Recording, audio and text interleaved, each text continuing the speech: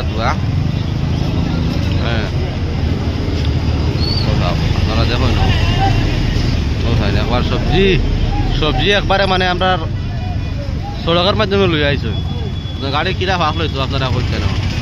ওই দোকান একবার দোকান একবার সড়ক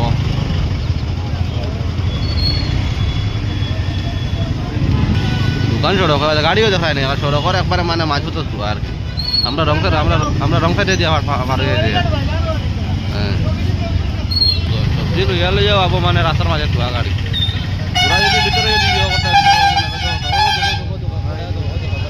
মানে পুরা একবারে মানে একা খালি দিচ্ছে